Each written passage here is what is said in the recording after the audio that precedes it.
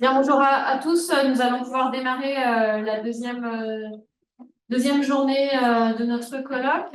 Donc, comme vous l'avez constaté, je ne suis pas le professeur Alain Hervé. Celui-ci est suffrant et donc je le remplace pour cette présidence de panel qui est consacrée à l'appréhension des enjeux contemporains de la globalisation. Donc, on va voyager d'un thème à l'autre, vous allez voir. Mais chaque fois, qui sont des préoccupations qui méritent d'être abordées dans un cadre multilatéral ou au moins régional, régional élargi, continental, on va le voir.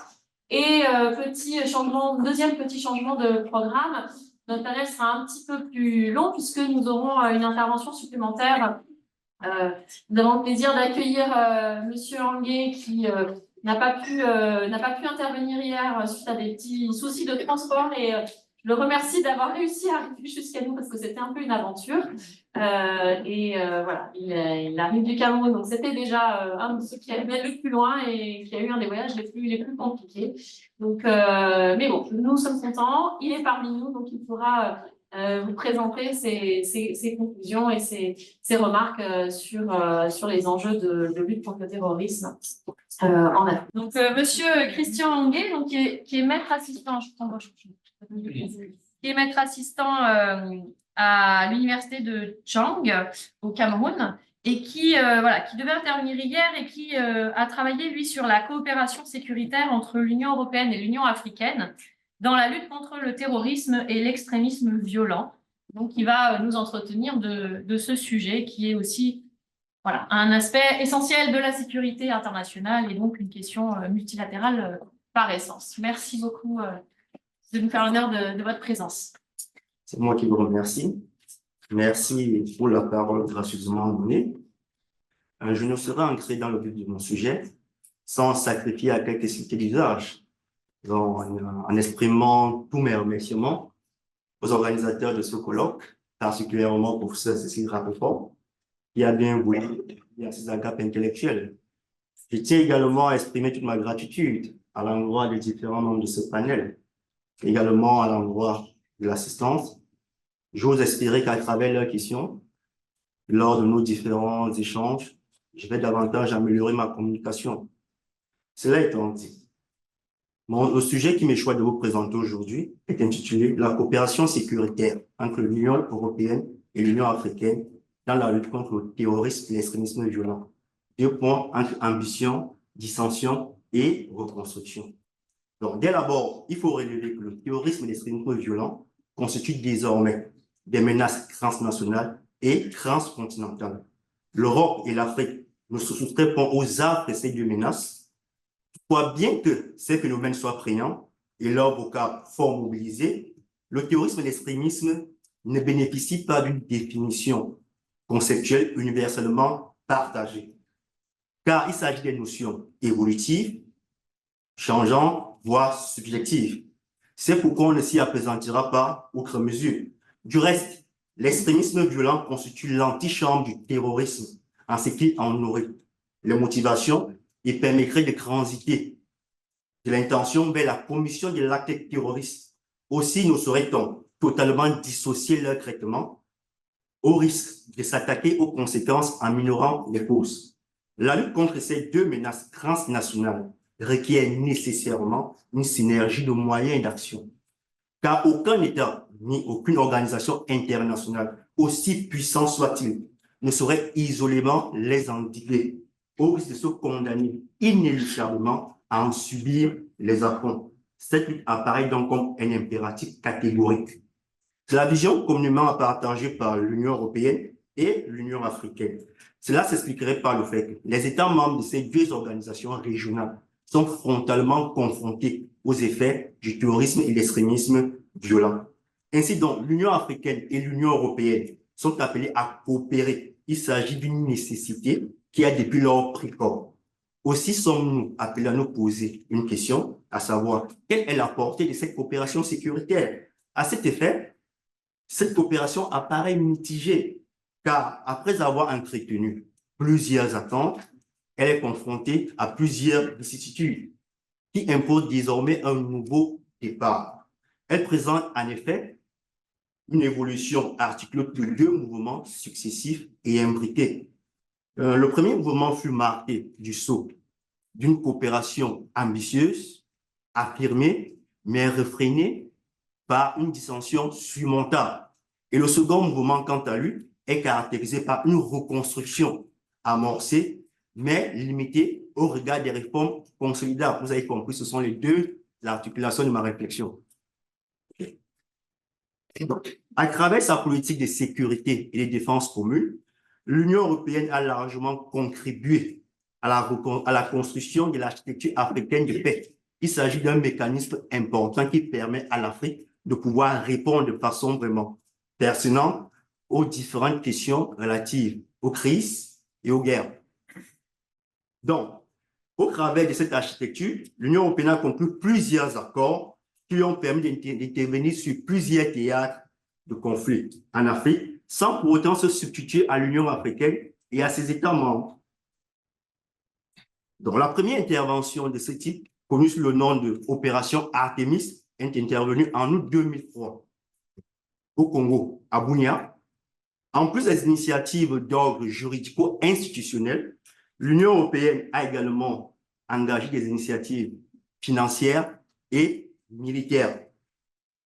Donc, en ce qui concerne les initiatives financières, à la demande de l'Union africaine, l'Union européenne a alloué une aide financière pour le développement de l'APS, dont l'architecture africaine de paix et de sécurité, à travers un mécanisme financier appelé la facilitation de soutien à la paix pour l'Afrique.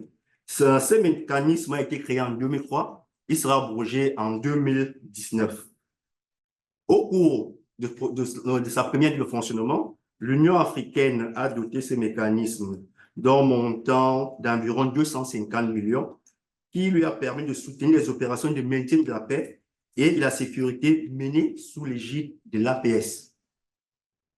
Par ailleurs, l'Union européenne a également agi au plan militaire. À cet effet, elle a envoyé en Afrique plusieurs missions militaires dont le mandat a été approuvé par décision du Conseil de l'Union européenne, adoptée sur la base de l'article 43 du traité de l'Union européenne, en rapport avec l'article 28 du même traité. Cependant, l'ambition coopérative des départs sera réfrénée par une dissension qui va s'avérer inévitable, mais surmontable. Cette dissension était inévitable, autant pour moi, au regard des tensions qui naîtront du fait de la demande de l'Union européenne de contrôler les fonds qu'elle va justement allouer à l'Afrique, et particulièrement l'Union africaine. L'Union africaine considérera justement que ce contrôle, n'est-ce pas, porte atteinte, c'est une ingérence à sa politique intérieure. Donc, l'Union africaine ne sera pas du tout d'accord que l'Union européenne contrôle justement, n'est-ce pas, l'utilisation de ces fonds. Par ailleurs, en outre, l'Union européenne subit également la concurrence d'autres acteurs internationaux stratégiques, notamment la Russie, vous en parlez énormément, et également la Chine. Donc, cela va créer, n'est-ce pas, des tensions qui vont aboutir à une dissension. Et cette dissension, n'est-ce pas, se cristallisera d'abord par la décision de l'Union européenne de réduire son soutien financier de 20%. Ensuite, par le refus de payer les frais du contingent burundais de la MISOM. La MISOM, c'est une mission, justement, n'est-ce pas, en partenariat avec l'Union africaine qui va agir en Somalie. Et enfin, l'Union européenne décidera de suspendre de façon temporaire tous les paiements aux groupes militaires de la MISOM. Cependant, au risque de saper vraiment tous les efforts qui ont été consentis par les deux parties pour construire une coopération pérenne, l'Union européenne et l'Union africaine vont œuvrer ensemble pour aplanir cette dissension apparue au cours de leur partenariat dans l'optique de la relativiser. Donc, à cet effet, l'Union européenne et l'Union africaine vont améliorer leurs relations à partir de 2016, suite à un accord sur le paiement des groupes du Burundi et la nomination de Moussa Fakir, qui était plus modéré que son prédécesseur autant que moi, à la présidente de la Commission de l'Union africaine. Sur cette lancée, les deux parties vont s'accorder sur la nécessité de réviser le mode de financement, parce que celui-ci posait de plus en plus de problèmes. L'Union européenne estimant qu'elle ne peut plus continuer indéfiniment à financer les opérations de soutien à la paix en Afrique, dans la mesure où elle n'a aucun contrôle sur l'utilisation justement des fonds alloués, et lesquels Ce financement apparaissait difficilement soutenable, comme je l'ai dit, à long terme, et au but justement de la diminution des ressources, de la facilité, n'est-ce pas, de soutien à la paix en Afrique. Donc, face à la réduction du financement de l'Union européenne, l'Union africaine sera appelée à apporter une quote-part plus consistante dont ses États membres vont désormais s'engager de façon formelle à travers le versement d'une taxe de 0,2% sur les importations. Au regard de la dissension apparue entre l'Union européenne et l'Union africaine en matière de coopération sécuritaire, les deux entités vont amorcer une reconstruction coopérative qui va s'avérer limitée au regard des réformes consolidables. L'amorce de cette reconstruction va se traduire par une restructuration de l'aide financière de l'Union européenne et une diversification de ses partenaires africains. Donc, en restructurant justement, veuillez m'excuser, en restructurant son aide financière, l'Union européenne, n'est-ce pas, va décider de revoir son type de financement et l'identité de ses bénéficiaires dans une logique de flexibilité. Donc, à cet effet, elle va commencer à financer les forces de coalition ad hoc créées par les États en réponse aux nouvelles menaces sécuritaires transfrontalières provenant des groupes armés, en particulier les groupes djihadistes. Il s'agit notamment de la force multilatérale mixte qui lutte contre Boko Haram en Afrique et particulièrement en Afrique centrale. Il s'agit également de la défunte G5 Sahel, la force conjointe de G5 Sahel. Par ailleurs, l'Union européenne va renforcer le mécanisme de réaction rapide et la facilité pour le soutien à la paix. Celui-ci est désormais considéré comme un outil efficace permettant de faire rapidement face aux situations émergentes. Au reste, on peut dire que la reconstruction coopérative, la reconstruction de la sécurité coopérative entre l'Union africaine et l'Union européenne a par ailleurs amené l'Union européenne à diversifier ses partenaires. Donc, à cet effet, elle va adopter une décision lançant l'initiative en matière de sécurité et de défense en faveur des pays de l'Afrique de l'Ouest, localisés dans le golfe de Guinée pour une durée initiale de 2 ans. Sur la même lancée, elle a adopté le 3 août 2023, par la voie du Conseil de l'Union européenne, la décision 2023-1599 relative à une initiative.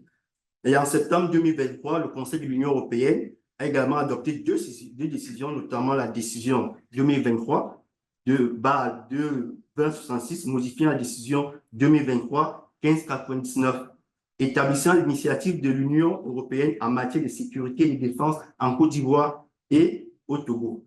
Au reste, on peut dire que l'Union européenne cherche aujourd'hui des partenaires fiables parce qu'elle s'est rendue compte que l'Union africaine n'est pas suffisamment fiable, donc elle essaie justement de diversifier ses différents partenaires.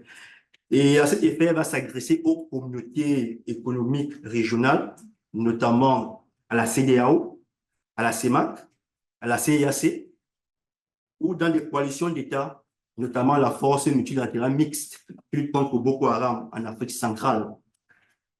Cependant, malgré une amorce de construction, on observe que les réformes initiées vont s'avérer limitées et par conséquent consolidables. En effet, ces réformes sont limitées dans la mesure où elles sont critiquables. En effet, la première critique porte sur le fait que la coopération sécuritaire entre l'Union européenne et l'Union africaine s'articule essentiellement autour de la question financière. On a tendance ici à éluder la dimension politique et l'impératif de gouvernance. C'est la première critique. La deuxième critique porte également sur le fait que l'Union européenne semble beaucoup plus préoccupée par la restructuration de son aide financière et la diversification de ses partenaires africains, sans se soucier de la stabilité politique et démocratique de certains États et du respect de l'exigence de l'État de droit par ceux-ci.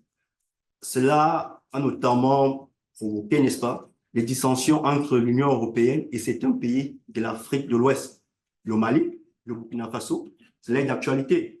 Parce que l'Union européenne, justement, n'est-ce pas, en absence de sa préoccupation sur la restructuration de son aide financière, n'a pas axé son intervention sur l'impératif démocratique que ces différents États devaient nécessairement embrasser.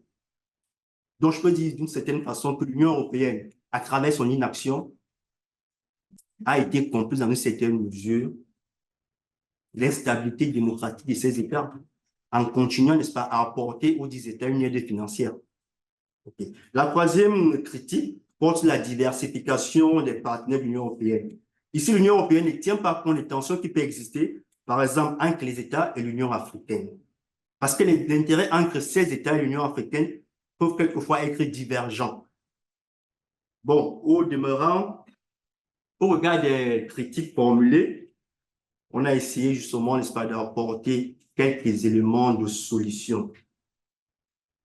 Donc, à cet effet, les deux organisations doivent moins centraliser leur partenariat sur les préoccupations financières et administratives pour les axer davantage sur les questions stratégiques et politiques.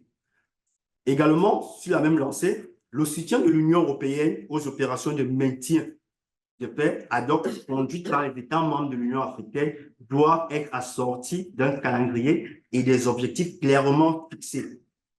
Enfin, l'Union africaine doit nécessairement réduire sa dépendance financière à l'endroit de l'Union européenne.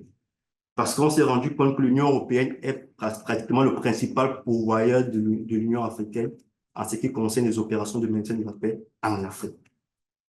Donc, elle pourra à cet effet s'inspirer, requérir l'expertise de l'Union européenne en s'inspirant de son expérience de l'Union douanière et du marché commun pour la mise en œuvre de la décision de Kigali. Donc, dans la décision de Kigali, n'est-ce pas, dans cette décision, l'Union africaine a décidé justement de prélever 2%, une taxe de 2% sur les importations.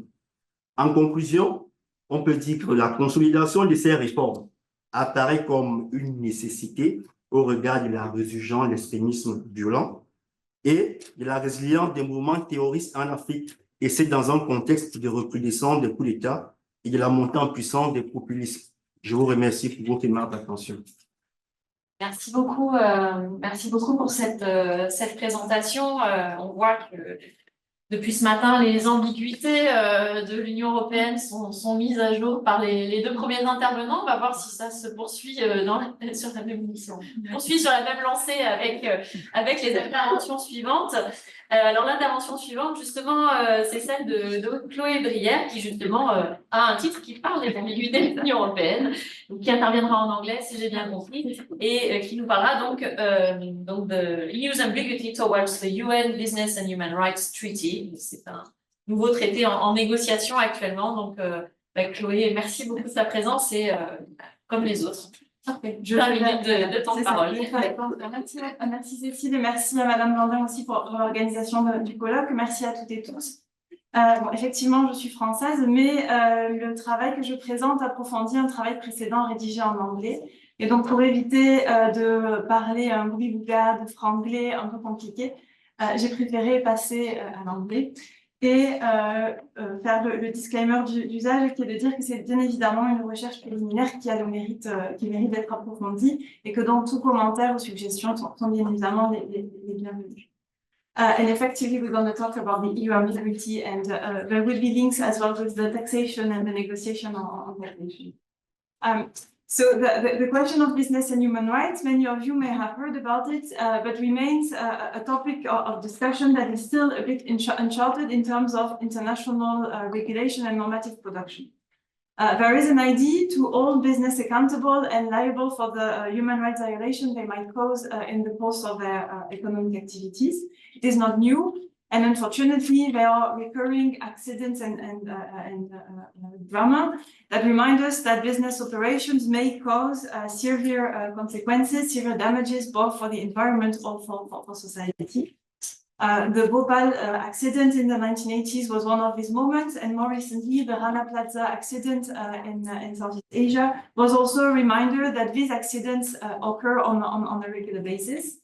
And they put the spotlight and shed the light on the fact that there is a gap in international human rights standards. That while there is a vast array of obligations that are binding on states who remain the traditional subjects of human rights law and treaties, there is no universal instrument that sets standards to regulate how and when business may be held accountable and liable, especially when they cause damages in the course of their activities. The focus of my paper and my presentation will thus be the attempt that is currently at play in Geneva to negotiate within the Human Rights Council and specialized working groups that I will present in a moment. The first UN legally binding instrument on business and human rights. And to fit with the theme of the conference, I will also try to dissect and analyze what is the EU positions and stance with regard to these negotiations. To be as, I would say, clear as possible, I will divide my presentation in two big points. The first one will be to give you a bit of background about the negotiations, who is interested in it, and what is the international context and feeling about these negotiations. And then I will turn to the EU position. And I will try to conclude to see whether in this specific sector of business and human rights, the EU is effectively promoting multilateralism, but spoiler alert, you will see that my answer will not be particularly positive or enthusiastic. So I start with the first point to give you a brief description of the background of the negotiations and a bit what is happening since 2014 in Geneva. So the negotiation started with the adoption of a resolution by the Human Rights Council, who voted a resolution to create a new open-ended intergovernmental working group that I will call afterwards the working group on transnational cooperation and other business enterprises with respect to human rights. This working group received a task and a mandate for the negotiation of a new international treaty, potentially one of universal application, to regulate in international human rights law the activities of transnational corporations and other business enterprises. One side note, because it's interesting and shows as well the evolution of global governance, the launch of these negotiations is not necessarily state-driven, but rather civil society-driven. The vast array of NGOs constituted a treaty alliance pushing for the creation of this working group and pushing for the negotiation of a legally binding instrument in that field. And the resolution that established this working group was supported from countries from the so-called Global South, when many Western countries, including the 9 EU member states who were at the time sitting in the Human Rights Council and the USA, opposed and voted against this resolution. And so this example, this sectoral example that I chose to focus on, is also a reflection on the tension that might arise in the evolution of global governance, and the fact that a more open and inclusive international society comes still, and we will see how, with hurdles and obstacles. And this is particularly true here, because the launch of these new negotiations was very far from being consensual, notably because it was preceded by the adoption and the implementation of numerous voluntary soft mechanisms that were particularly preferred by states and, of course, businesses who had more flexibility than to show their compliance with these soft obligations. And one of these instruments is particularly important here, is the United Nations Guiding Principles on Business and Human Rights, which were adopted in 2011, so just a few years before the negotiations. And these UN Guiding Principles were perceived as the best approach to tackle the issue of business and human rights. The fact that the elaboration and the adoption results from a previous failed attempt of adopting UN norms, and especially a mandatory code of conduct for transnational corporations. But the negotiations of this code of conduct failed because of the opposition of the private sectors and most governments. So the option was to say we gave up the idea of legally binding standards and instead promote a soft mechanism with UN guiding principles that were negotiated and adopted at the issue of a long and quite broad process led by John Ruggie between 2005 and 2011. And these UN guiding principles were really seen at the time, and are still seen by many, as really the best possible answer to have a common level playing field, or means common standards that apply across the world, regardless of the seat regardless of the country, where international corporations or transnational corporations have established their seats, and prevents the risk of regulatory competition with states willing to adopt norms in matter of business and human rights, being at risk of reducing their competitiveness or losing foreign investment because they apply more stricter standards than other countries. And again, this preference for soft mechanism is not only linked to the United Nations. The OECD has also been quite active in that field and has adopted guidelines already from the 1970s that are regularly updated and improved in an attempt to make sure that they remain up to date and still supported by a vast number of actors. And so the idea to launch the negotiation of a UN legally binding instrument, and I insist on this element, was not so well received, to put it mildly. Many countries saw this process as a threat to undermine the implementation of the UN guiding principles, and simply refused to participate in the session of the working group. Yet, on paper, these negotiations could be a perfect case study for the EU engagement with multilateral organizations. We have one of the few, I would say, example of a new normative production at international level with the ambition of a new universal treaty in the field of human rights, which is far from being consensual to the world. And for the EU, these negotiations could be a very nice setting to showcase its engagement to promote common solution to common problems. However, as I will show in my second point, it's not as easy, and it's a bit difficult to qualify what is the EU position in these negotiations, and the choice of the term of ambiguity, as there is different layers to peel off and different pieces of puzzle to try to assemble to make sense of the EU positions. Before delving into the way the EU participates in the negotiations, I wanted to clarify that the EU loves and likes the soft mechanisms that are in place. The UN guiding principle and as well the OECD guidelines are always referred in policy and legislative instruments. We see it in the context of EU external relations, Council conclusions, action plans on human rights and democracy do refer to this soft mechanism, the UN guiding principle and the OECD guidelines, for instance, as a way to promote respect for human rights by corporations and business, but also in EU internal instruments. The EU, and I'll come back to that, has been engaged in the production of new instruments that are partially connected with the question of business and human rights. And to give you one example, adopted in 2014, a directive on non-financial reporting, that includes a clear reference about how these EU instruments serve to support the implementation of international soft standards, such as the UN guiding principles or the OECD guidelines. And so there is already a first ambiguity, a first tension with the EU being a strong defender of these soft mechanisms and being faced with this decision by the Human Rights Council to create a working group to negotiate a legally binding instrument. The question of the EU capacity to participate in this negotiation is not so much an obstacle, as also representative of this new form and evolution of global governance. The negotiations have a particularly, I would say, open character.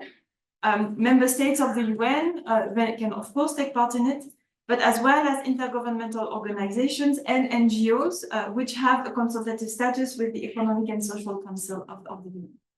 And it is something that is quite striking when you look at the negotiation and the sessions of this working group.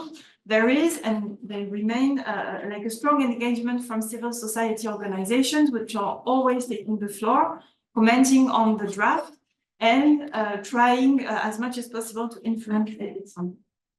And so from a very formal perspective, the question of the participation of the EU in these negotiations was not necessarily an issue. And there has been, as we will see, a regular participation or a statement pronounced on behalf of the EU, including by some of the EU member states, and at times several individual members of the European Parliament. But still, and this is what I'm going to try to do now in the next minutes, there is a certain ambiguity that stems from the fact that you can find positive signs, elements that show that the EU is engaging in the process and seem to support these negotiations. But almost every time I could find a negative side, a dark side to the EU engagement, with nuances and elements that show that even though the EU has been attending all meetings of the working group, its position is far from being clear and remains very reasonable. One element is indeed the fact that for the ninth session of the working group that took place since 2014, the EU has always been present and has always taken the floor, at least with a general statement. However, the content of this statement and the way the EU presents its position vis-à-vis this negotiation is, to put it lightly, reserved. A bit like what it does in the field of taxation, it insists on the fact that this international instrument that may lead to global standards must meet certain conditions to be effective. It must build on consensual frameworks, be legally sound and realistically implementable, and most importantly, is supported by a critical mass of UN members across regions. And that's one element that comes back again and again in the positions taken by the EU. The fact that some of the key players were for a long time absent from these negotiations. The USA or Canada, Australia, Japan did not participate in the early sessions of the working group and have recently started to attend the negotiations. Additionally, when you talk about the EU, the question is also to identify who is talking behind the EU. And here, what is particularly striking is that there is a clear interinstitutional divide among EU institutions. The EU is taking the floor, and it's most often the EU delegation in Geneva that will participate in the negotiations. But the EU does not have a common position on the matter.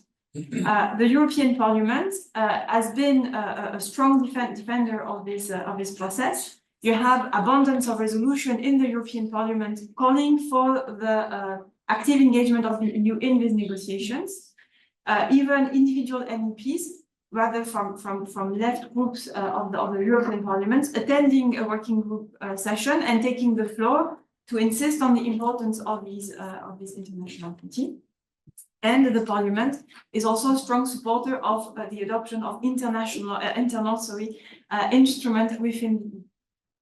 In contrast, the Council, and especially the views it expresses in its yearly conclusions on the EU priorities in UN human rights fora, are very limited, or very limitedly referring to these negotiations, at least until 2021. In the last few years, there is a few references, but they remain very broad and just mention renewed engagement in the process without further details. And a certain number of countries abstain from participating in the negotiations. And that is really also the last point I wanted to highlight, the fact that this process is particularly divisive between EU institutions, but also across EU member states. Some member states support, or at least are particularly active and attentive to the negotiations of this new human rights treaty. France, for instance, has been participating to all the session of the working group, taken the floor at all sessions. But this is often justified by the fact that this country has adopted its own national legal standard and is therefore particularly engaged in the negotiation to also reflect their own preferences or try to influence the content of the international instrument in line with their own national standards. And it is really striking to see that some EU countries like France, but also Belgium, the Netherlands, Germany, or even Portugal, do have a strong interest for these negotiations. France and Portugal, for instance, recently joined the group of friends of the presidency of the working group, which is meant to prepare the work prior to the sessions and facilitate the negotiations to speed up the process. However, from another group of EU countries, there is no sign of interest. They never once attended the session of the working group. They never taken the floor.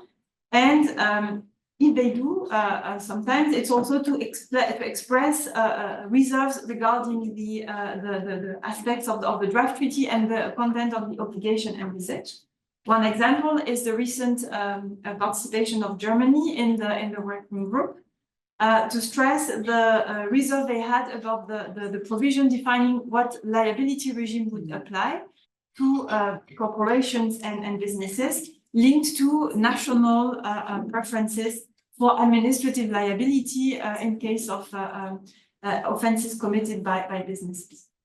So the picture is quite, I would say, fragmented, hence my choice for the word ambiguity, with, I would say, contrasting elements, some supporting, showing that the EU is engaging in the process and supporting this process, at least from a certain distance. And signs that show a rather negative stance on it, repeated insistence on the consistency with pre-existing standards, such as the UN Guiding Principles of the OECD guidelines.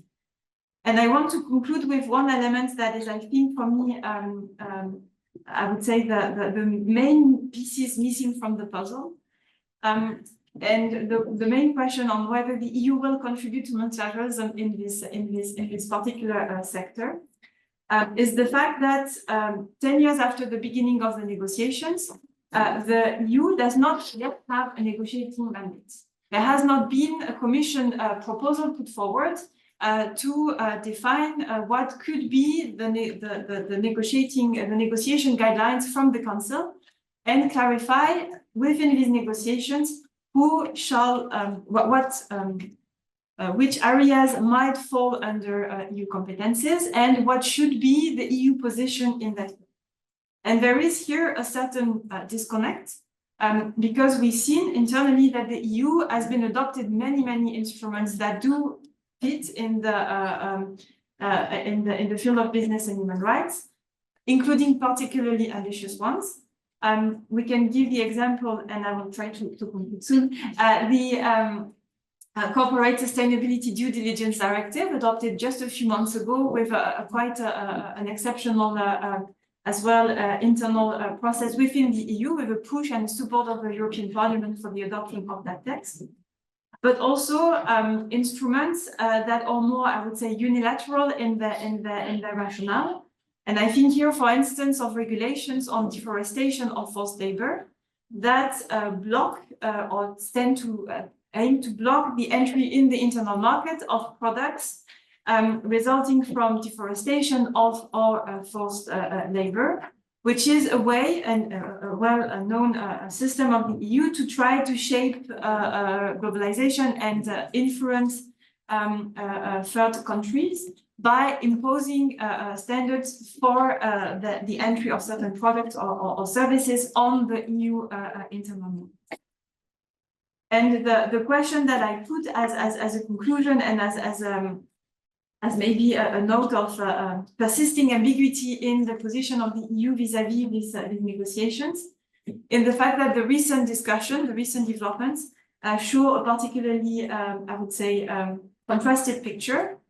The new political guidelines presented by Ursula von der Leyen a few months ago put rather an emphasis on making sure that large companies are not facing too burdensome regulation or not that don't face regulation that could be, and I quote, hindrance to their competitive development, which may be seen as a sign that a negotiating mandate is still to be long awaited.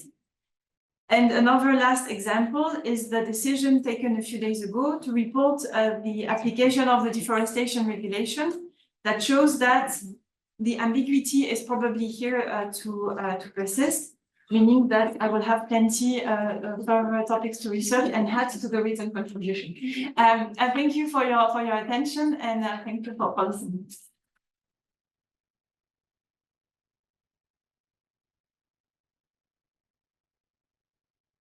Merci beaucoup, Chloé, pour cette étape supplémentaire dans l'ambiguïté. Alors, parfois, on passe par l'OCDE pour essayer d'harmoniser en interne. Parfois, en fait, on essaye d'harmoniser en interne parce qu'on n'arrive pas entre ce mandat ou position en externe. Voilà, un peu plus dans la complexité. Ça va réjouir Marianne, ses conclusions. Sans plus tarder, sans plus de transition. Ah, alors, on a un PowerPoint. Alors, on va s'installer. Pour écouter Marion. Donc Marion Audac, pardon, donc je la présente correctement maintenant qu'on a résolu les problèmes techniques, professeure à l'Université d'Artois, qui va nous parler de la loi européenne sur les systèmes d'intelligence artificielle, donc le EU AI Act, et la promotion donc d'un droit mondial de l'intelligence artificielle. Marion. Merci beaucoup Cécile, merci beaucoup à l'Université de Rennes pour l'accueil et très heureuse de retrouver de magnifiques collègues que je n'avais pas vus depuis longtemps et d'en rencontrer des nouveaux, ainsi qu'évidemment les étudiants ici aujourd'hui. Donc sujet encore d'actualité, donc on passe dans le monde de l'IA. L'Union européenne donc vient d'adopter, vous l'avez probablement vu, un texte phare visant à réglementer les systèmes d'intelligence artificielle dans le marché intérieur, donc l'AI Act. Ce texte s'inscrit dans la politique européenne de sécurité des produits. Suivant une approche par les risques, il établit un cadre réglementaire applicable aux fournisseurs de systèmes d'IA dans le marché intérieur, ainsi qu'aux autres opérateurs qui interviennent dans la chaîne de valeur transnationale de l'IA, et en particulier les déployeurs, qui sont ceux qui utilisent les dits systèmes dans l'Union. Alors très rapidement, qu'est-ce qu'un système d'IA au sens de ce texte? Ce sont ici les techniques d'IA les plus avancées qui sont visées, apprentissage, raisonnement, modélisation, par exemple des systèmes de reconnaissance faciale, des systèmes de scoring en matière bancaire ou encore des systèmes de prise de décision automatique dans les secteurs de l'administration ou de la justice. L'AI Act vise ainsi à contrer donc les risques pour la santé, la sécurité et les droits fondamentaux dont certains systèmes d'IA sont porteurs. C'est assez connu, hein, atteinte à l'intégrité physique ou mentale, atteinte à la vie privée ou encore discrimination systématique. Cette avancée réglementaire régionale n'est toutefois pas isolée, elle doit être lue dans un contexte mondial très concurrentiel, évidemment face aux prouesses technologiques de l'IA et aux promesses économiques aussi de cette technologie. Donc l'AI doit être analysé en dialogue avec un double acquis, à la fois multilatéral et national. Au volet multilatéral, je renvoie notamment à des travaux internationaux et régionaux très importants qui ont permis de dégager des grands principes pour une IA qu'on décrit éthique ou responsable, qui respecterait donc les droits fondamentaux dans les cadres UNESCO, OCDE ou Conseil de l'Europe. Et dans le volet national, je me réfère notamment à un certain nombre de réglementations en matière d'IA, mais sectorielles, dans certains États, en matière par exemple de véhicules autonomes ou en matière d'aide de prise de décision automatique dans l'administration ou la justice. Alors l'Union a tout à la fois pris part à ces travaux internationaux, donc fondés sur du multilatéralisme, en prouvant une vision européenne de l'IA de confiance. Elle a également utilisé le contexte réglementaire que j'ai évoqué, très dense, comme source d'inspiration pour élaborer son propre corpus normatif, avec une idée de soutenir l'innovation et en même temps d'être dans une quête de souveraineté technologique européenne.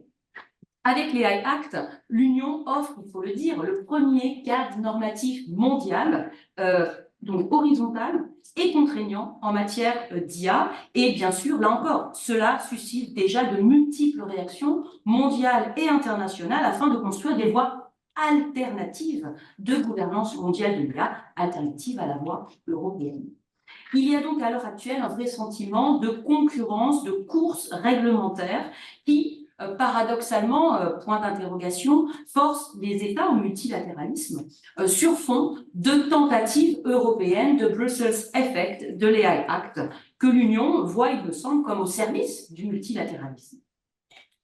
Une co-construction réglementaire mondiale de l'IA est ainsi à l'œuvre, au sein de laquelle l'Union et le droit de l'Union, à travers ici l'AI Act, pourraient jouer un rôle de premier plan à l'image donc de son marché.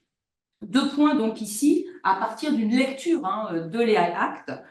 Dans un premier temps, il me semble que l'Union entend contribuer à la gouvernance multilatérale de l'IA en imposant un leadership réglementaire fondé assez classiquement sur la promotion de ses valeurs. Dans le même temps, second temps, l'Union fait également preuve d'un certain réalisme réglementaire, abaissant ainsi ses ambitions d'encadrement normatif top-down face à une course technologique forte au sein de laquelle elle est distancée par les géants américains et chinois notamment. Le leadership réglementaire de l'Union s'exprime à 2 niveaux. D'abord, il s'exprime à travers le champ d'application de l'AI Act, champ d'application extensif. Donc, d'une part, Rationale Materiae, je l'ai dit, c'est une législation complète. Substantiellement, elle encadre les systèmes d'IA et les modèles d'IA à usage général. Ici, on vise l'IA générative, GPT, dans le chat GPT, tout au long de leur cycle de vie, design, développement, test, mise sur le marché, utilisation, surveillance post-commercialisation, et en principe, donc, tout domaine confondu. C'est donc une législation horizontale qui serait suffisamment robuste pour servir de base à un cadre mondial multilatéral de l'IA. De manière plus fine, le texte établit une taxonomie donc, de ces systèmes et modèles d'IA. Je relève juste 2 choses très rapidement sur ce point. D'abord, il y a maintenant des pratiques d'IA qui sont interdites de plein droit dans l'Union. Et le fondement, c'est le respect des valeurs de l'Union européenne. On voit que l'Union donne à voir ici sa vision de ce qui est axiologiquement possible en matière d'IA dans la société. Deuxième élément, je le disais très rapidement, l'IA générative fait maintenant partie du champ d'application de l'AI Act, alors même qu'au début des négociations, ce n'était pas le cas, mais l'essor évidemment de l'IA générative à travers ChatGPT et ses concurrents a forcé l'Union à avancer sur ce point, et donc le texte est maintenant, je dirais, tourné vers l'avenir, future-proof, comme on dit en anglais. D'autre part, Rationale Loki. L'AI Act est une législation qui a une portée globale, à la fois intra- et extra-européenne. Donc, en ce sens, il s'inscrit bien sûr dans les textes New Legislative Framework, mais aussi dans les textes récents du marché unique numérique. Je retiens seulement ici le 3e critère, le plus marquant. Lorsque tant le fournisseur que le déployeur sont établis ou situés dans un État tiers, mais que les sorties produites par le système d'IA sont utilisées dans l'Union, le règlement est applicable. On vise ici en particulier les systèmes d'IA de nature numérique qui vont être développés et déployés hors de l'Union. L'Union cherche évidemment à éviter le contournement réglementaire de l'AI Act avec une sous-traitance extra-européenne. Elle protège ainsi les droits et les libertés des citoyens européens, mais plus subtilement, évidemment, dans une dimension plutôt géopolitique, l'Union contraint l'industrie mondiale de l'IA à jouer selon ses règles pour accéder au marché européen de consommation, et par ricochet, elle envoie une forme de signal réglementaire aux États d'origine afin qu'ils se mettent au niveau réglementaire proposé par l'Union seule ou dans un cadre multilatéral.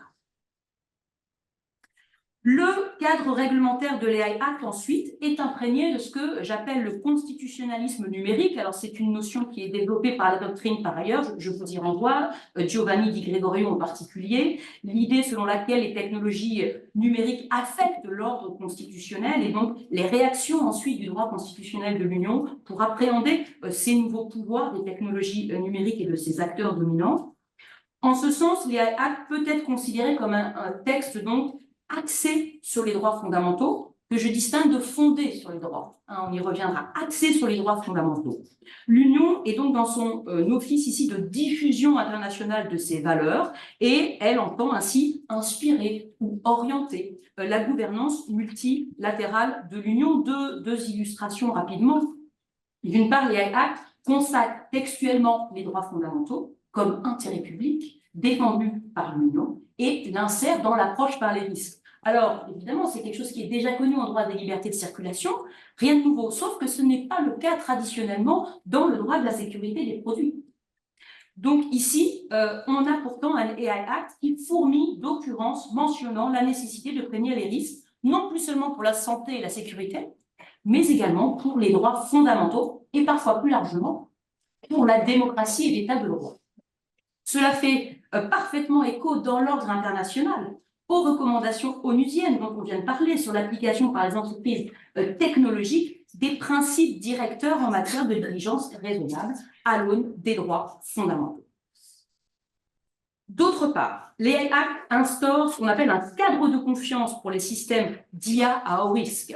Je vise ici les exigences impératives qui sont donc posées dans l'AI Act, s'imposant aux fournisseurs de systèmes à haut risque. Ils doivent mettre en place un système de gestion des risques, une gouvernance des données, des mécanismes de traçabilité, de transparence, de contrôle humain, etc. Ces exigences, elles n'ont pas été créées ex nihilo par le législateur de l'Union. Elles sont étroitement inspirées des principes d'éthique de l'IA qui ont été développés en 2018 par un groupe d'experts nommé par la Commission européenne. Ces principes d'éthique eux-mêmes ont été inspirés, se basent sur des valeurs et pratiques partagées mondialement en matière d'éthique de l'IA. Le changement de paradigme majeur ici, c'est avec l'AI Act, et bien que ces principes, sous forme d'exigences impératives, ont maintenant une force contraignante et des sanctions qui leur sont associées. Cette dynamique de l'Union a déjà trouvé un premier écho dans le cadre multilatéral du Conseil de l'Europe. Vous le savez peut-être, vient d'être adoptée une convention cadre sur l'intelligence artificielle et les droits de l'homme, la démocratie et l'état de droit en mai 2024, qui reprend ces principes éthiques également, cette convention cadre ayant une vocation mondiale.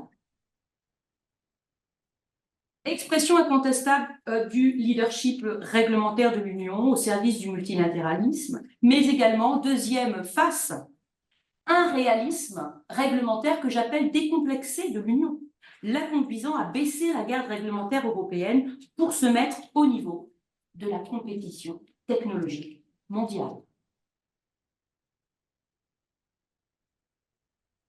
Ici, je parle du dilemme de l'innovation.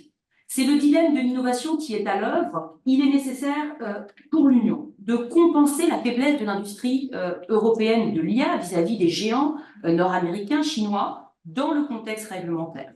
Cela justifie donc que l'Union ait choisi d'inscrire les AI Act dans la politique de sécurité des produits, plutôt que dans une, justement, approche par les droits, the rights-based approach qu'on a, par exemple, dans le RGPD. Partant, l'Union peut parfaitement interconnecter les AI Act avec la toile réglementaire mondiale qui se dessine en matière d'IA. Deux illustrations. Tout d'abord, cette interconnexion donc de l'AI Act s'exprime par le biais du rôle central qui est conféré aux normes techniques en matière d'IA.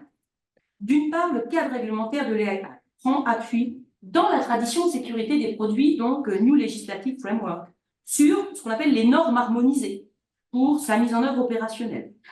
Ces normes harmonisées doivent traduire donc les exigences impératives dont j'ai parlé pour les fournisseurs, et cela va permettre aux fournisseurs de se mettre en conformité.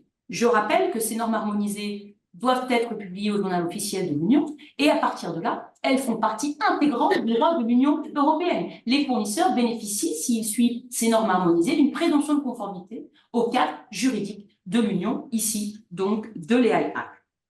Donc, évidemment, les opérateurs sont enclins à suivre ces normes. Elles sont actuellement en préparation dans le cadre des organismes européens de normalisation qui ont été choisis par la Commission, CEN et CNELEC, avec une participation multipartite qui est dominée par l'industrie mondiale de l'IA et aussi multilatérale à travers les organismes nationaux de normalisation. Malgré les critiques constitutionnelles qui peuvent être opposées à ce mode de régulation privée, vous l'aurez compris, il assure incontestablement une universalisation efficace de la sécurité des produits, en l'occurrence des systèmes d'intelligence artificielle. Dans ce contexte, d'autre part, l'AI Act prévoit une coopération avancée entre l'enceinte de normalisation européenne et l'enceinte internationale, et on pense ici particulièrement aux travaux déjà bien avancés en matière de normes IA au sein de l'ISO, International Standardization Organization, et de son comité, le SC42, Donc c'est l'article 40 de l'AI Act. Quant à la teneur des futures normes, justement, l'AI Act se fonde ici prioritairement sur le dilemme de l'innovation dont on parlait tout à l'heure. Si on lit l'article 40, il prévoit que ces normes doivent être au service des investissements, de l'innovation dans le domaine de l'IA, ainsi que de la compétitivité et de la croissance du marché de l'Union. L'approche est clairement économique. On a l'impression que le narratif de la protection des droits fondamentaux n'est plus là. Cependant, l'AI Act précise aussi que cette coopération internationale devrait se traduire par une prise en compte des normes internationales existantes qui sont conformes aux valeurs et aux intérêts de l'Union et aux droits fondamentaux. Ouf! Sauf qu'il y a ici le double discours du réalisme et un retour du leadership réglementaire dont on parlait tout à l'heure. En pratique, cette prise en compte des normes internationales passe par une forte collaboration, vous l'aurez compris, entre Sensenelec au niveau UE et donc le SC42 au sein de ISO, qui a donc déjà adopté pas mal de normes en matière d'IA, et on peut esquisser une forme de typologie ici de cette coopération multilatérale. Premièrement, l'Union peut tout simplement reprendre à son compte, elle l'a déjà fait, certaines normes ISO telles quelles. C'est le cas pour le référentiel terminologique de l'IA. L'approche est réaliste, parce que d'abord, cela favorise l'harmonisation mondiale du secteur de l'IA, et ensuite, en termes pratiques, il est impossible, me semble-t-il, pour les experts au sein de Sensenelec de développer tout un corps de normes ex nihilo dans un domaine aussi complexe et évolutif que l'IA, en respectant l'agenda, le timing posé par les IA. Deuxièmement, d'autres normes ISO devraient en revanche être retravaillées pour être au niveau des exigences européennes, en particulier le respect des droits fondamentaux. Mais ici, il y a évidemment des débats féroces actuellement au sein de Sensenelec sur cette question. Est-ce qu'on reprend, est-ce qu'on ne reprend pas, et pourquoi? C'est le cas en matière de management des risques de l'IA. Troisièmement, il devrait aussi y avoir certaines normes purement européennes. Mais ici, il faudra que l'Union se batte. Et là, je vise la Commission européenne, j'en appelle à la Commission européenne qui est, on en discutait hier, la garante du respect de l'AI Act. Ensuite, le réalisme réglementaire de l'Union, c'est mon dernier point, s'exprime dans la logique réglementaire de conformité, fondée sur la sécurité donc des produits, je l'ai déjà dit. D'une part, d'un point de vue méthodologique, l'AI Act prend appui sur une forme de méta-législation. Ce que j'entends ici, c'est le fait de réglementer les processus d'autoréglementation des opérateurs, ici les organisations privées et publiques qui sont visées par les Act, qui donc développent et déploient les systèmes d'IA, complétés par un schéma fort, évidemment, de public enforcement. Ainsi, pour ne prendre qu'un seul exemple, les Act favorisent très largement l'évaluation de conformité fondée sur le contrôle interne par les fournisseurs de systèmes à haut risque qui respecteront les normes harmonisées. Ça veut dire quoi? Ça veut dire une auto-évaluation, sans intervention d'un organisme indépendant. Le règlement place donc une grande confiance, tant dans les industriels de l'IA que dans les normes techniques. Législation privée, je l'ai dit. On peut évidemment se demander si cela est justifié. En tout cas, c'est une preuve du réalisme réglementaire de l'Union. En effet, le choix de la méta-législation qui est bien déjà pratiqué dans l'ordre international en matière de services financiers, en matière, on l'a dit, de responsabilité sociale des entreprises, est tout à la fois acceptable par les organisations privées qui sont exemptées de leurs propres régulateurs et exportable donc dans un cadre étatique multilatéral. D'autre part, la logique réglementaire de conformité a pour conséquence, à la fois réaliste pour nous, mais aussi certainement critiquable, de faire l'impasse sur le volet private enforcement. L'AI Act ne prévoit pas de règles organisant la sanction des règles contraignantes du texte dans les rapports entre organisations privées et publiques et les personnes privées affectées, à l'instar tout simplement d'une réparation de dommages qui serait causée par la violation des obligations de l'AI Act. Cette absence est en décalage avec la récente directive dont on vient de parler, Corporate Due Diligence, ou en droit du numérique, le RGPD, emblématique de l'approche par les droits. Ce n'est pas la nature de l'AI Act qui s'inscrit dans la compétition technologique mondiale. Or, la réparation privée est une question trop sensible pour les États et pour l'industrie à l'échelle multilatérale. Je vous remercie.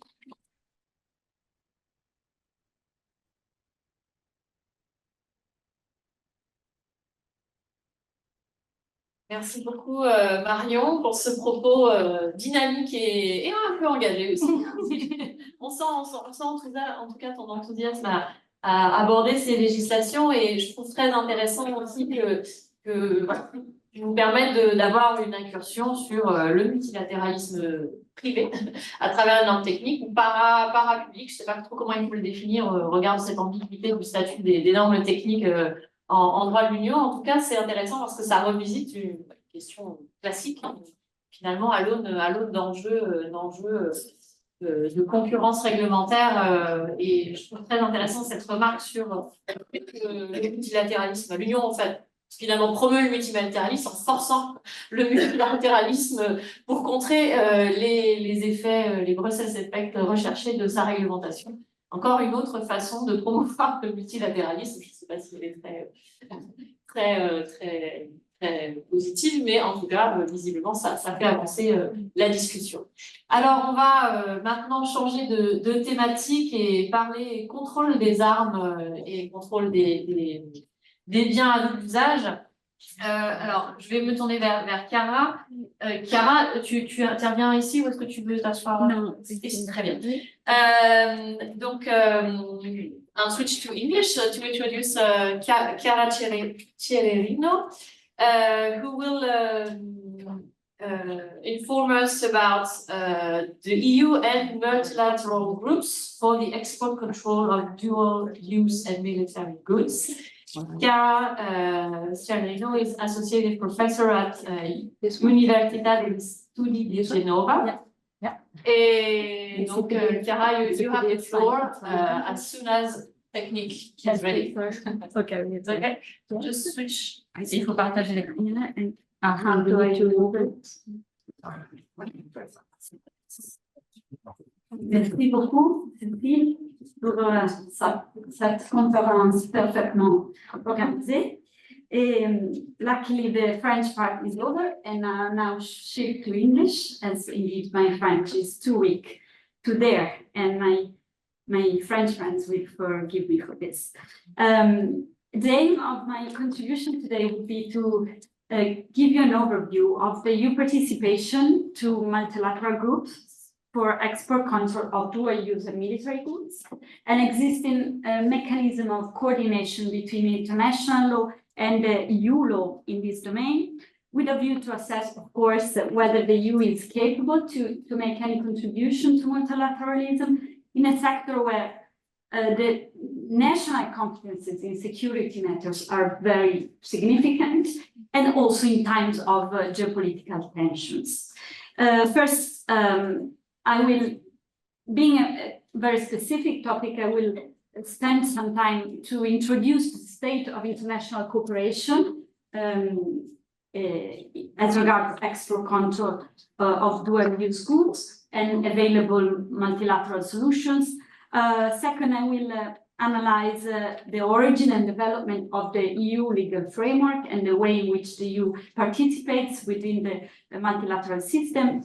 And then I will address some hurdles that are emerging in the application of relevant legal frameworks and the proposal of reforms coming from the European Commission in order to adjust the system in a way or another.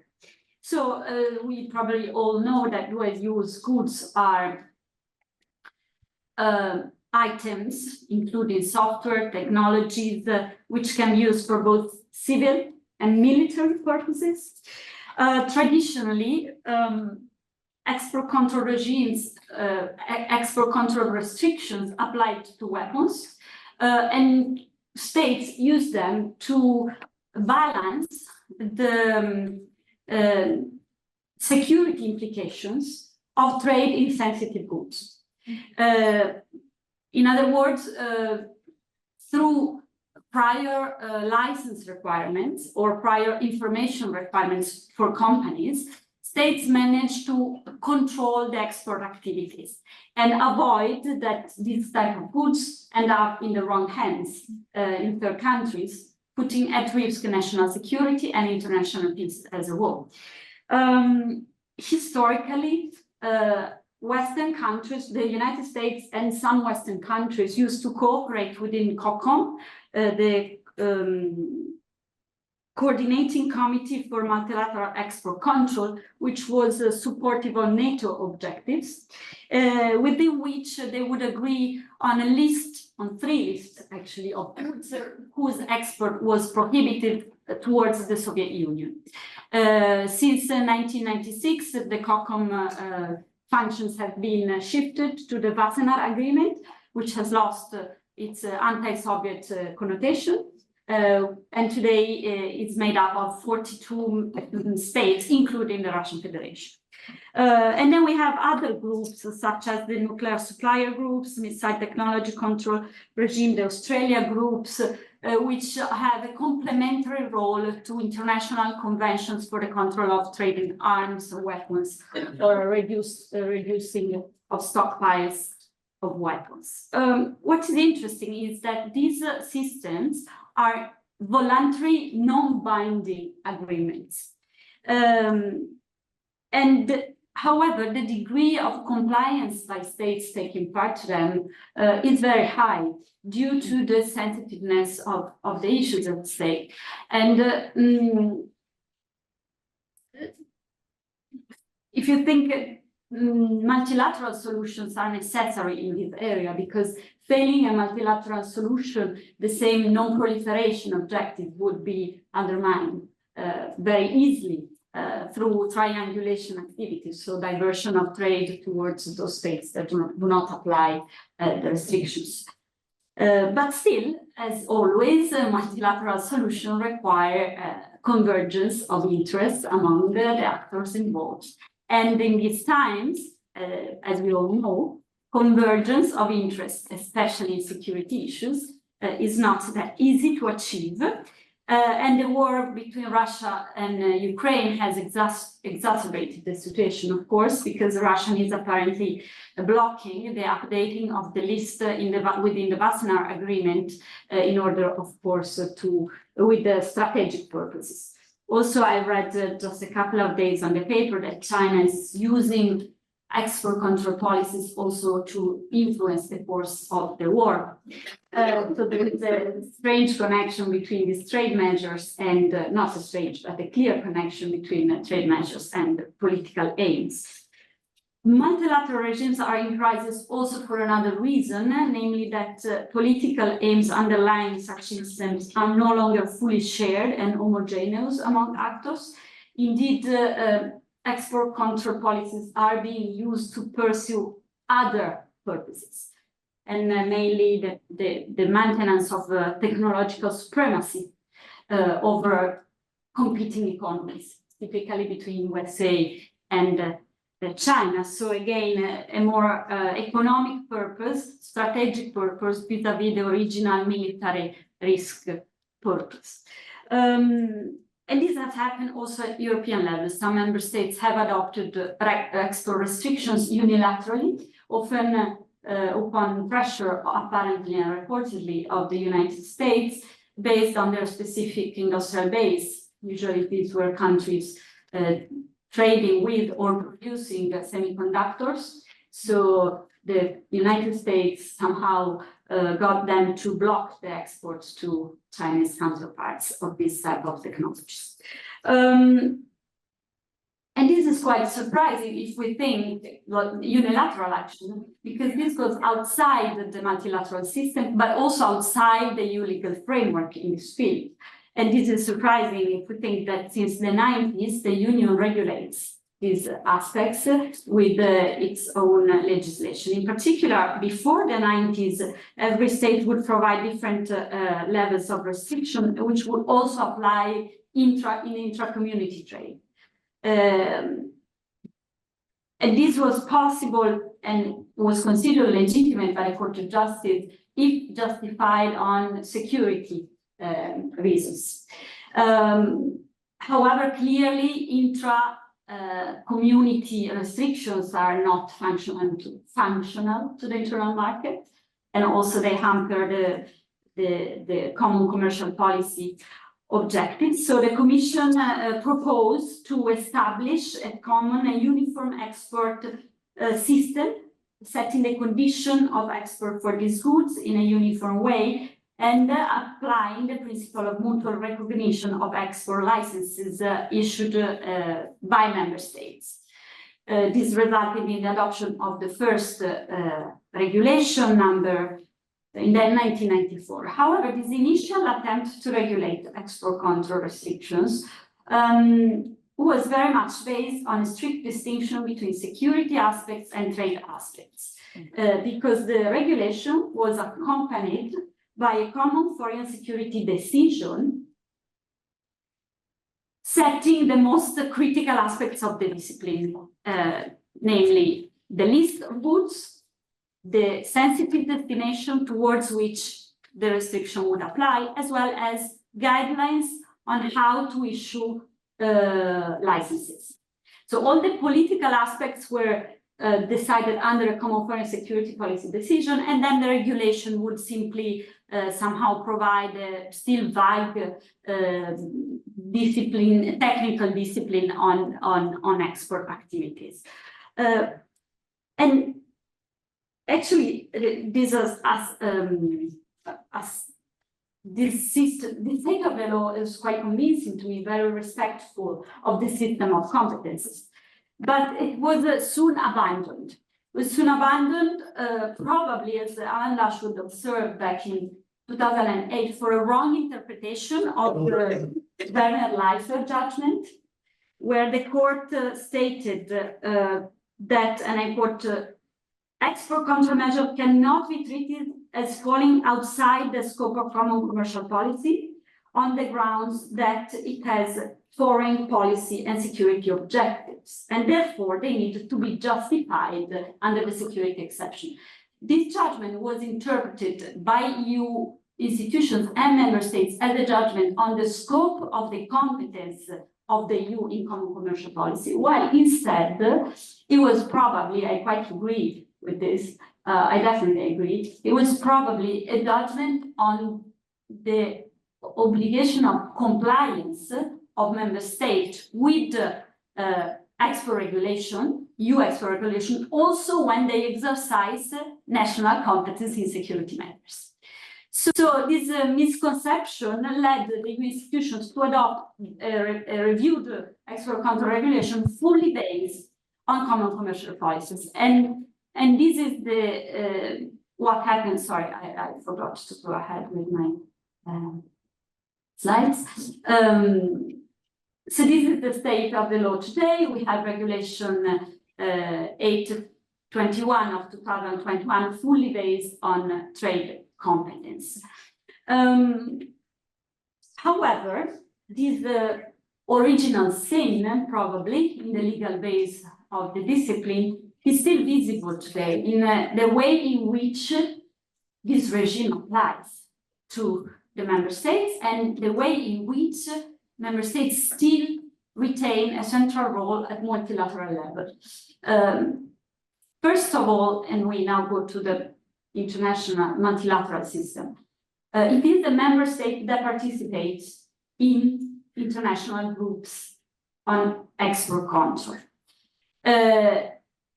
The EU is only party to the Australia group, Proprio EURE, and is an observer in the missile technology control regime. However, and this was really a surprise to me while I was deepening the study of this topic, apparently there is no coordination of member states' position in this forum, despite the fact that the list of goods agreed upon at multilateral level by the member states is then transposed in the annex to the export control regulation of the European Union.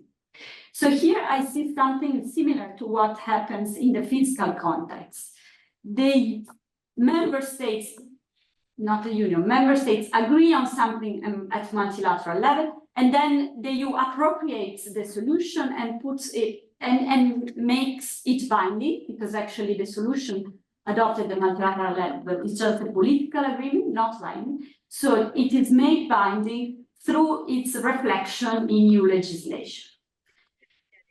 However, the Union does not have the power to influence the list of goods at multilateral level, nor to change the list unilaterally unless it resorts to ordinary legislative procedure to change the annex to the regulation. A delegated act is allowed only to reflect a change that has already occurred at international level. So if there is an amendment at the Vattenal list, then the Commission can change the annex through delegated procedure. Not only this, but also the regulation leaves the member state a wide discretion to adopt national lists of goods, so unilateral lists of goods. So provided that this is justified by security reasons.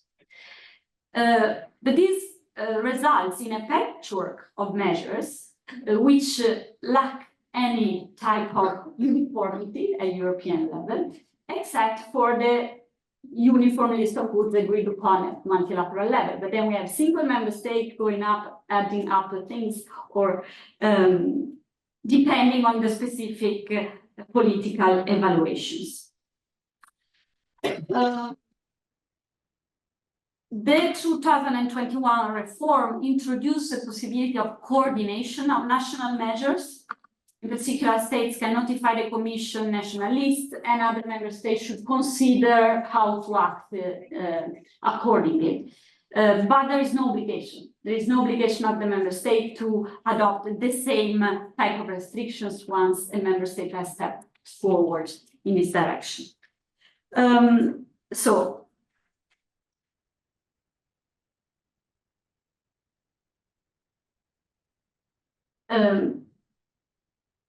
Clearly, the state of this type of regulatory approach is not particularly adequate to address the current geopolitical crisis.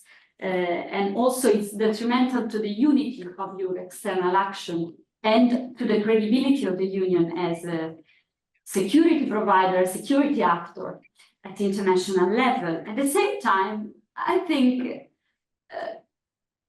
it tries to allow the member state to do what the Union cannot do, so to react swiftly, rapidly to international crisis. So member states can add up items when the situation so requires, whereas it would be much more burdensome for the Union to change the law.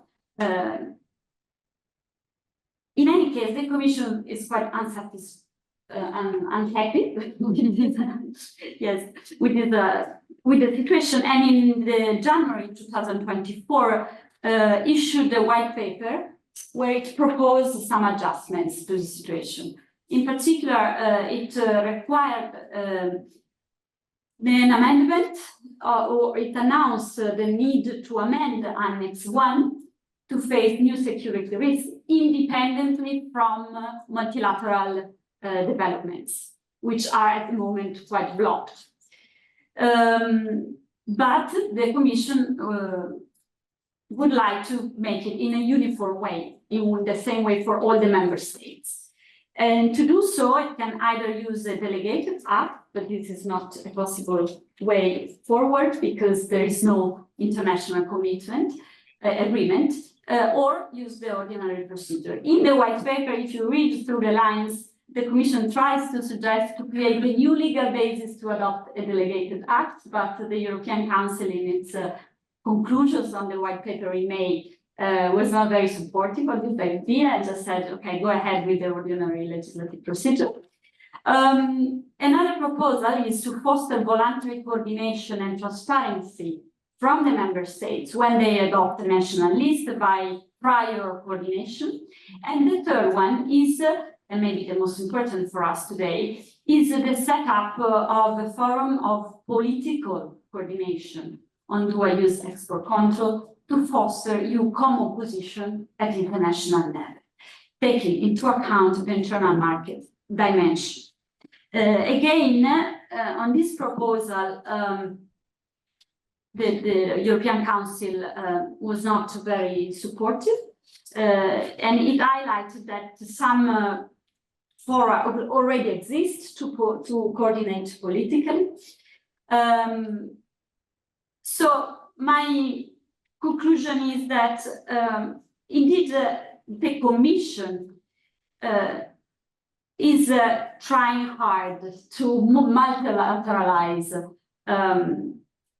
export control restriction. If these proposals goes in the sense of multilateralism, even though the first one, so the idea that the Union would adopt a common unilateral measure seems contradictory, but actually it is very much linked to the contingent situation. So in the long run or in a systematic way, the idea would be to coordinate the member states' position and then try to bring it to the multilateral system and have it multilateralized. This would also be beneficial to European undertakings, industry, because having multilateral solution somehow gets rid of competitive disadvantages for industries deriving from export control measures. So this would be the ideal world. My question, however, and I haven't reached yet an answer to this, so I'm happy to put it to the audience and discuss it, is whether the member states have an obligation, this is a typically EU law question, an obligation to coordinate on these issues. And I'm not quite sure that this is the case, especially if you take into account the similarities between export control measures and sanctions and restrictive measures adopted under the Common Foreign Security Policy. Many sanctions recently adopted under Common Foreign Security Policy contain export control measures, and they are adopted through a political decision followed by the 215 Article 215 regulation. So it is really, and there is no obligation, of course, for the member state to agree on sanctions, right? It's a political decision they're free to take. So I wonder whether there is an obligation in this field under the current normative framework. But as I said, I don't have an answer. So I leave it to the audience and to the discussion. And I thank you very much for your attention. Very much, Chiara, for sticking with the time and opening the discussion and getting us discovering this feedback, if I can say in French. I don't know how to say it in English, but quite complicated situation and where competence and yeah. Alors, je sais que nous avons déjà bien travaillé. Mais il me semble qu'au regard des présentations qui ont été faites, des différents enjeux qui ont été soulevés, je serais surprise qu'il n'y ait pas quand même quelques questions. Et donc, je vous propose de réajuster un petit peu notre timing, de prendre quand même de prendre 10 minutes pour une discussion, au moins 10 minutes, on verra. Et puis, je vous indiquerai un petit peu le nouveau planning, notamment pour ceux qui sont à distance, comment on va refaire un petit peu le timing pour terminer à peu près dans les temps nos travaux et qu'on arrive après à se diviser en ateliers, puisque 2 sessions par live vont ensuite se dérouler. Alors, qui veut faire les premiers commentaires, qui veut se lancer pour une première question? Alors, Ouda Aloussari, est-ce que tu peux allumer ton... Voilà, et puis te présenter plus bonjour, je m'appelle Ouda Aloussari, je suis maître de conférence à Collège Oflo à Riyad, à l'Arabie Saoudite. Donc, je vous remercie très sincèrement pour votre contribution très intéressante. Et ma question concerne l'intelligence artificielle. Donc, c'est adressé au professeur Rodak, si j'ai bien prononcé votre nom. Selon vous, c'est une question que je pose, selon vous, quels sont les obstacles qui pourra empêcher la mondialisation des Artificial Intelligence Act? Selon moi, par exemple, ils sont nombreux. On voit la différence logique. La Chine, les États-Unis, l'Europe n'adoptent pas la même logique. On a une difficulté concernant le champ d'application de ce règlement. On a une différence conceptuelle sur les notions de base. Lorsqu'on parle de la protection des données en Europe, alors que l'autre côté de l'océan, ils parlent de droits de privilèges. Donc, on n'a pas le même discours. Comment nous pouvons mondialiser Artificial Intelligence Act? Merci. Merci beaucoup pour cette question, évidemment, à laquelle je ne vais pas vraiment pouvoir répondre. Mais effectivement, le titre de ma présentation était forcément un peu, je dirais pas provocatrice, mais en tout cas, l'idée était d'ouvrir le débat. Donc, bien sûr, ce que vous dites, je le comprends et je suis d'accord avec vous. Je dirais que justement, la normalisation sur laquelle j'ai pas mal insisté, donc le développement de International Standards on AI, et spécialement dans le cadre de l'ISO, est certainement une enceinte qui peut favoriser une mondialisation de la gouvernance. Alors, on va pas peut-être dire la réglementation si on vise seulement le hard law, mais plus largement, probablement, parler de gouvernance pour inclure justement la norme privée. Et avec effectivement la force obligatoire variable, puisque dans l'Union, pour le coup, avec les normes harmonisées, on est quand même sur un degré de contrainte par ricochet, en tout cas. Donc, je pense que l'enceinte de la normalisation est clairement l'enceinte centrale pour développer un Brussels Effect de l'AI Act, mais par ricochet, parce que, comme j'ai essayé de le montrer, une grande partie des requirements de l'AI Act, en réalité, vont être implémentés par les opérateurs, organisations privées ou publiques, à travers les normes harmonisées, qui elles-mêmes donc sont en dialogue avec les normes de l'ISO. Donc, je pense que c'est ça le canal, et c'est pour ça que l'Union européenne doit être forte. Parce qu'il y a ici des négociations qui sont très importantes. Il faut réaliser qu'au sein de Seine-Sénélec, il y a tout le monde. C'est-à-dire qu'il n'y a pas l'industrie européenne seulement, il y a l'industrie mondiale qui est là.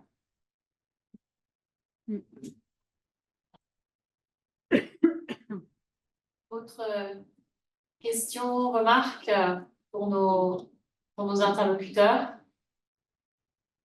Alors, oui, Anne, et puis ensuite, est-ce que tu peux allumer le micro si tu en as un à t'apporter pour que les gens entendent? Merci. J'ai une question. Alors, d'abord, je voulais remercier tous les intervenants pour leur passionnante communication ce matin, mais ma question est c'est plutôt une remarque adressée à Chiara Celerino, dont j'ai évidemment écouté avec un très grand intérêt les réflexions sur les liens entre ces régimes multilatéraux et le règlement de 2021 et puis les difficultés de sa mise en œuvre. Mais j'ai une réflexion qui porte non pas sur les biens à double usage, mais sur le commerce des armes.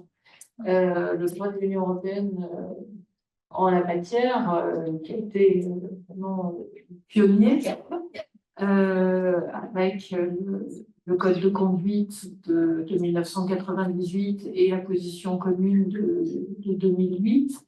Et ce que je voulais souligner, c'est que dans le processus de négociation du traité sur le commerce des armes, l'Union européenne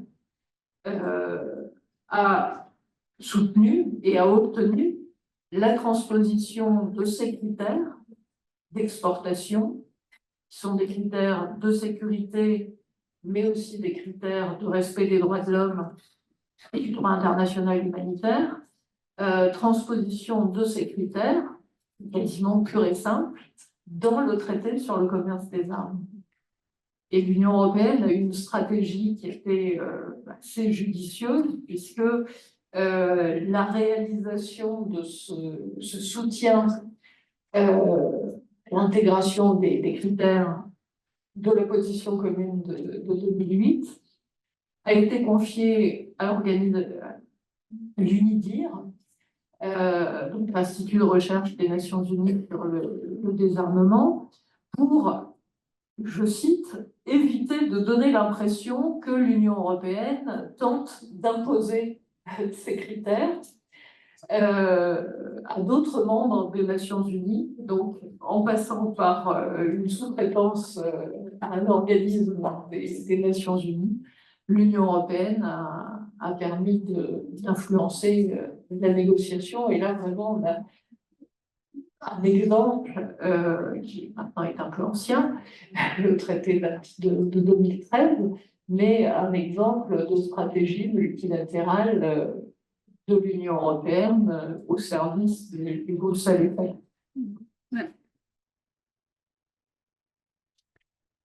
Merci beaucoup pour votre argument. And thank you very much because it's probably useful to refer to the Arms Trade Treaty, also to reply to my question, because actually on weapons, we have a trade treaty signed by the Union, right? It takes virtually, no, by the member states. In the member states, yes. But still, the Union manages through the multilateral system to get into the field and to make binding these criteria that were already actually binding internally, but again, the application is a bit non-transparent, let's say. So thank you very much. I have a look also to that area to enrich the analysis. Thank you. Alors moi, je vais en profiter pour poser moi aussi quelques questions à nos intervenants. Alors j'avais une question pour Chloé Rière et une question pour Christian Anguet. Alors Chloé, je me demandais, je revenais sur la remarque extrêmement frappante sur le fait que nous avons désormais des législations européennes sur la corporate due diligence. Mais aucun mandat de négociation pour aller participer à cette négociation de Legal Binding Act, International Legal. Le LBI, je sais pas comment c'est là, mais tu m'as compris. Alors, est-ce que c'est le reflet criant de la façon dont s'organise l'équilibre institutionnel en interne et en externe, c'est-à-dire qu'on a une directive, donc on est dans un processus procédure législative ordinaire, et puis quand il faut un mandat de négociation, on est sur d'autres mécanismes, et donc l'équilibre institutionnel, interinstitutionnel n'est pas le même, et du coup on ne parvient pas à procéder, à aligner l'externe sur l'interne, ou à prolonger l'externe par l'interne, voilà. Ou est-ce que c'est tout simplement que la commission ne va même pas jusqu'à initier quoi que ce soit?